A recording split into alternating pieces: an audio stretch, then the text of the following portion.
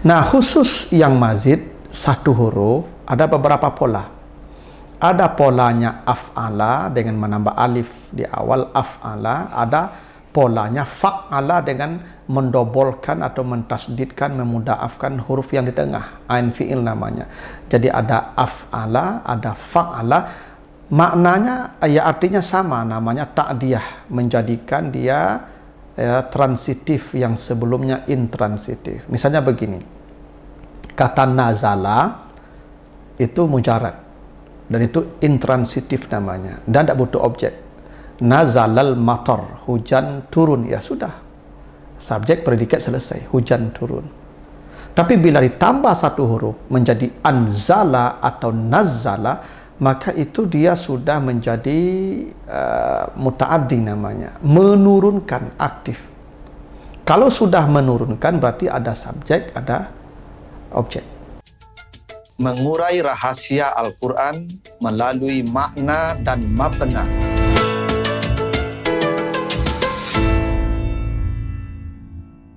Assalamualaikum warahmatullahi wabarakatuh.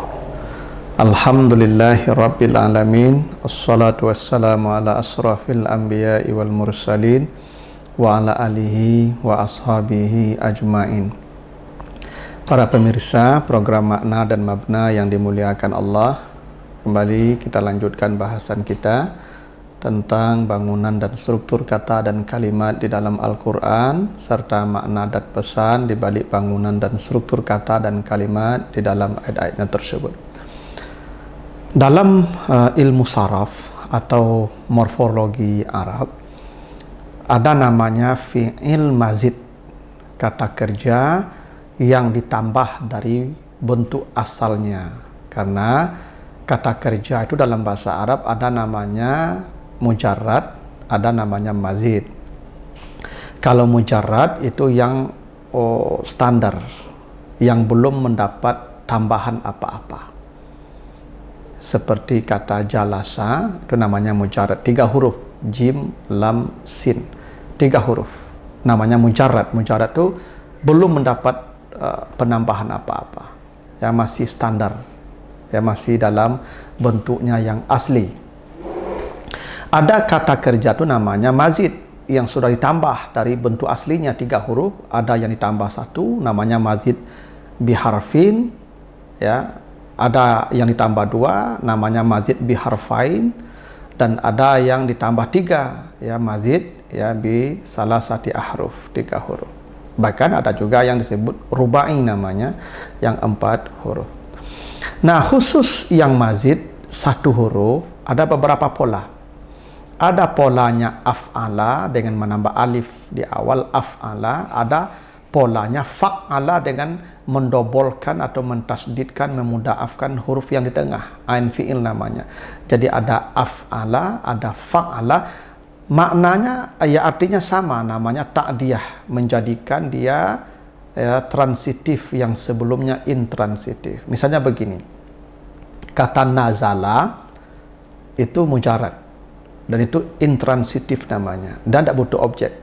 Nazalal matar, hujan turun, ya sudah, subjek predikat selesai, hujan turun.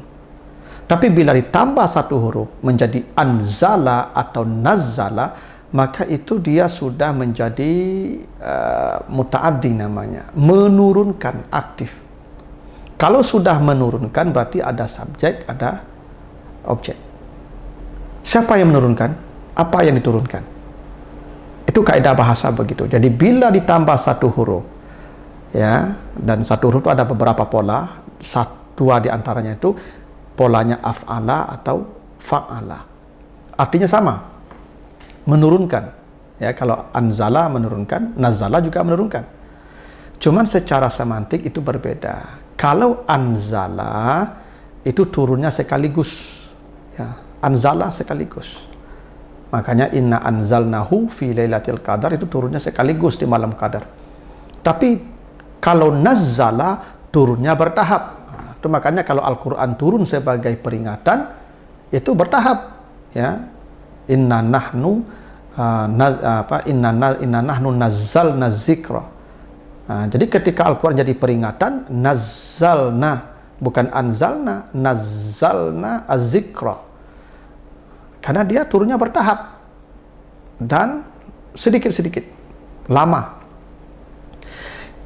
Jadi kalau timbangan af'ala itu daf'ah wahidah sekaligus. Kalau timbangannya fa'ala itu panjang, lama, terus menerus, sedikit dan berat. Itu kenapa? Ya, ada tasdidnya. Tasdid itu artinya kuat, ya, syiddah, kuat, berat. Nah, kalau begitu, pola fa'ala dengan tasdid dan mudha'af di awal di tengah itu lebih kuat dan lebih berat daripada af'ala yang menambah alif di awal. Menariknya begini, apa yang menarik?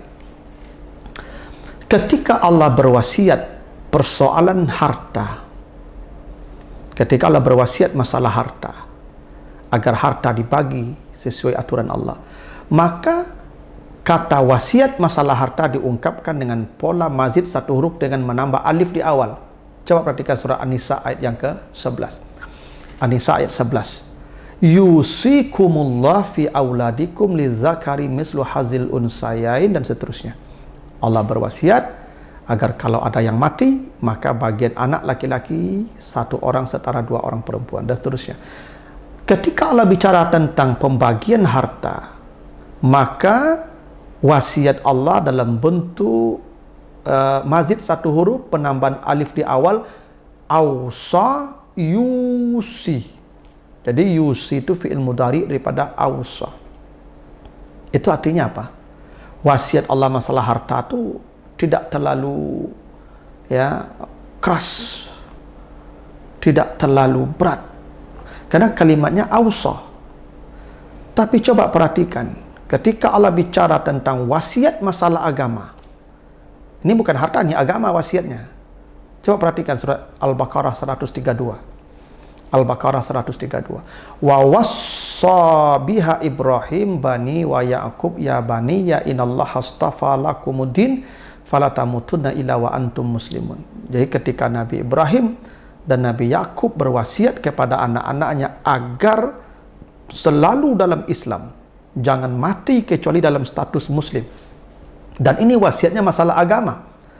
Maka wasiat agama itu diungkapkan dalam pola mazid satu huruf dengan memudhaafkan huruf yang di tengah shad dan mentasdidkannya menjadi wassah, sehingga dibacanya lebih kuat, lebih keras dengan syiddah dan tad'if. Apa maknanya itu? Wasiat masalah agama ini lebih keras, lebih serius daripada wasiat masalah harta. Kalau harta mah tidak diwasiatkan pun dibagi-bagi juga. Orang yang tinggal pandai membagi itu, tidak perlu diwasiatkan juga, mereka bisa bagi. Tapi masalah agama ini masalah serius. Karena itu lebih takutlah kita kalau mati tidak berwasiat masalah agama daripada kita mati tidak berwasiat masalah harta. Memang berwasiat masalah harta itu penting, tapi jauh lebih penting adalah berwasiat masalah agama. Karena itulah wasiat masalah harta itu sulasi mazid satu huruf dengan pola ausa yusi. Tapi kalau wasiat masalah agama bukan ausa yusi, wassa dengan syiddah, ya, dengan mudha'af. Ini menunjukkan memang masalah agama ini masalah serius. Takutlah kita mati kalau kita tidak meninggalkan pesan untuk anak cucu kita dalam persoalan agama. Kalau persoalan harta, tidak berwasiat tidak apa-apa. Karena tidak seserius masalah agama wasiat masalah harta itu. Kalau masalah harta wasiatnya yusi, ausa, yusi. Kalau masalah harta, masalah agama, wasiatnya wassa, untuk menunjukkan serius. Ada hal yang menarik juga. Ketika Allah mewasiatkan Nabi Isa agar salat, maka Nabi Isa berkata, wa ausani bis salati waz zakati ma dumtu hayya. Nanti baca Maryam 31. Ya, di Maryam 31 itu Allah mengatakan wa ausani. Itu Nabi Isa, ya. Allah berwasiat kepada saya agar saya salat dan berzakat. Jadi masalah zakat, masalah salat itu ausa. Mazid satu huruf penambahan alif di awal. Tapi coba baca Luqman ayat 14, dan itu tidak satu ayatnya, di antaranya Luqman 14. Ketika Allah memerintahkan berwasiat berbakti pada orang tua, itu bukan ausa, tapi wawassainal insan biwalidayhi. Allah berwasiat kepada manusia agar berbakti kepada ibu bapanya. Wasiat bakti kepada orang tua itu bukan ausa sebagaimana salat, tapi wassa. Kenapa begitu? Itu artinya wasiat agar berbakti pada orang tua itu lebih serius daripada wasiat masalah salat. Karena kalau masalah salat, urusan kita dengan Allah saja. Kalau bakti pada orang tua, itu urusan kita dengan makhluk. Dan kalau kita mau misalnya tidak salat, dengan taubat dan istighfar selesai. Tapi kalau dengan orang tua, tidak bisa selesai dengan taubat. Bahkan dalam waktu-waktu dan batas tertentu, hak orang tua harus didahulukan daripada hak Allah. Apa dasarnya? Hadis Bukhari. Nabi bercerita tentang seorang ahli ibadah namanya Juret.